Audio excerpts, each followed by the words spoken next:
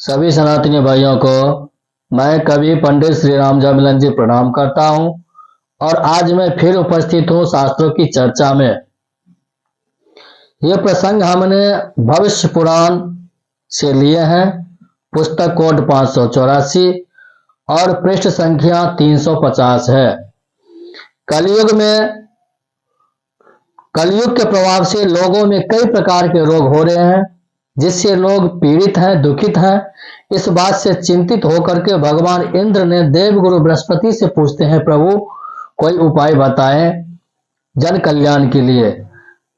देवगुरु बृहस्पति ने भगवान इंद्र से कहा, जो आप भगवान सूर्य की आराधना करिए, वही आपको मार्ग बताएंगे, वही आपको उपाय भी बताएंगे। तो भगवान इंद्र ने पौष मास में तप किए और तप करने के उपरांत भगवान सूर्य प्रसन्न होते हैं और प्रसन्न होकर के इंद्र की सारी बातें सुनकर भगवान सूर्य देव कहते हैं, जो मैं काशी में कल्पदत्त ब्राह्मण के घर पुत्र के रूप में जन्म लूंगा और पूरे संसार में धर्मंतरी के नाम से मैं प्रसिद्ध होऊंगा और फिर मैं लोगों का उसका उपाय करूंगा, जन कल्याण के लिए मैं काम करूंगा। तो भगवान धन्वंतरी, भगवान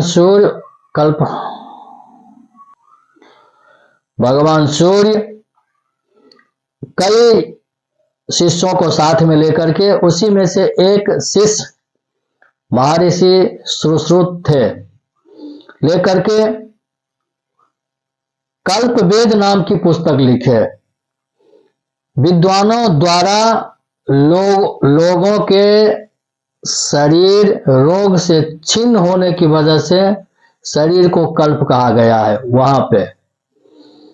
तो वेद का नाम पड़ा कल्प वेद और उसी वेद को पढ़ करके महर्षि सुश्रुत ने 100 अध्यायों वाला फिर एक पुस्तक लिखा, जिसमें कई प्रकार के रोग, उनके उपचार, उनके औषधि, उनके मिश्रण, उनके विधि सब उसमें बताए गए हैं।